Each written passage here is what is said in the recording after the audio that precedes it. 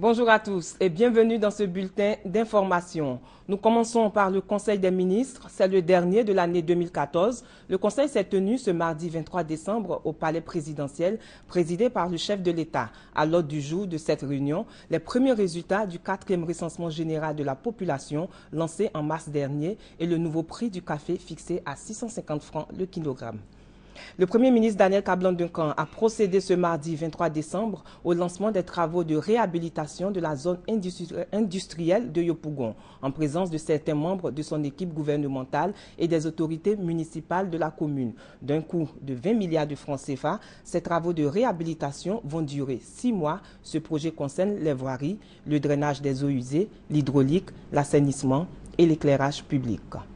Le président de l'Assemblée nationale, Guillaume Kibafori-Soro, a procédé ce samedi 20 décembre 2014 à l'inauguration du centre de santé urbain de Kouban, localité située à l'extrême nord de la Côte d'Ivoire. Ce centre de santé, d'une valeur de 200 millions de francs CFA, a une capacité d'accueil de 24 places et permettra l'amélioration des conditions de vie de près de 25 000 personnes qui effectuaient une centaine de kilomètres pour rallier le Mali où se trouve le centre de santé le plus proche.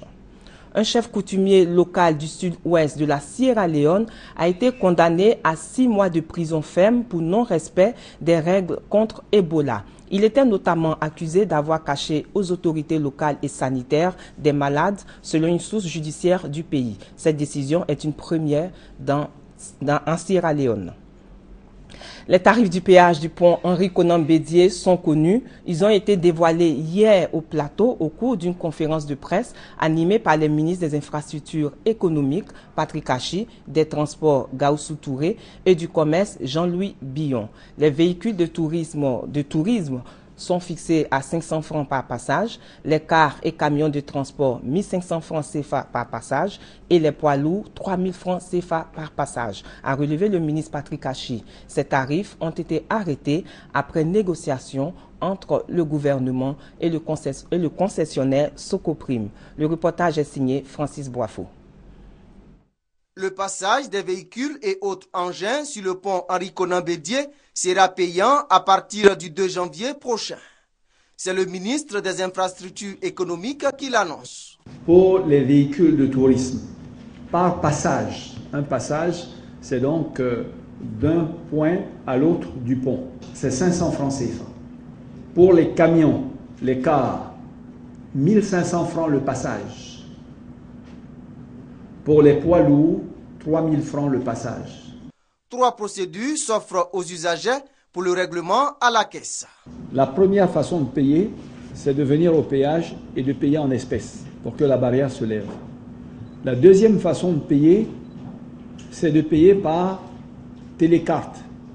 C'est des badges que vous achetez et que vous avez la possibilité donc de mettre sur votre pare-brise. Et quand vous êtes en approche de l'entrée du péage, il y a un système donc numérique qui lit directement le code inscrit sur la carte et la barrière s'ouvre. La troisième manière de payer, c'est par le téléphone mobile.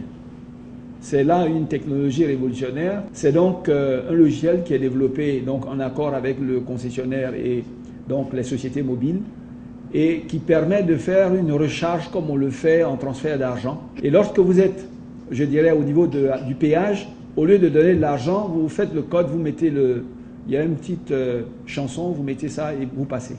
Inauguré le 16 décembre dernier, le pont Henri-Konan Bédié est le fruit d'un partenariat public-privé. Ce pont est géré par la société concessionnaire dans laquelle l'État est actionnaire à 30%. La police nationale de Côte d'Ivoire dispose pour la première fois d'un hélicoptère, un geste du Conseil national de sécurité qui vise à accroître les capacités d'intervention de la police sur l'ensemble du territoire national. Les clés de l'aéronef de 10 places ont été remises hier à l'école de police, au ministre d'État, ministre de l'Intérieur et de la Sécurité. Les factions rivales en Libye se sont entendues sur le principe d'une nouvelle série de négociations de paix début janvier, afin de trouver une solution à la crise politique qui paralyse le pays. L'émissaire spécial de l'ONU indique avoir un accord de principe pour que les discussions démarrent le 5 janvier prochain. Bernardino León a donc donné l'information aux 15 pays siégeant au Conseil de sécurité sur la situation. En Algérie, une réunion d'urgence du gouvernement sur le développement du marché pétrolier international s'est tenue ce mardi. La rencontre présidée par le président algérien Abdelaziz Bouteflika est consacrée au développement enregistré par le marché pétrolier international et leur retombée sur la démarche économique et sociale du pays. La Côte d'Ivoire, à l'instar des autres pays, va célébrer la fête de Noël.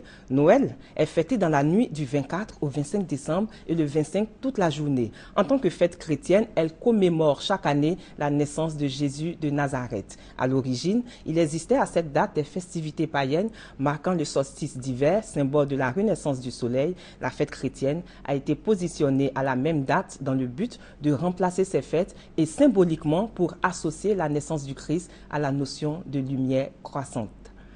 C'est la fin de ce flash. Plus d'informations tout à l'heure avec Hervé Blé dans le journal de 13h. Votre fidélité nous honore. À demain.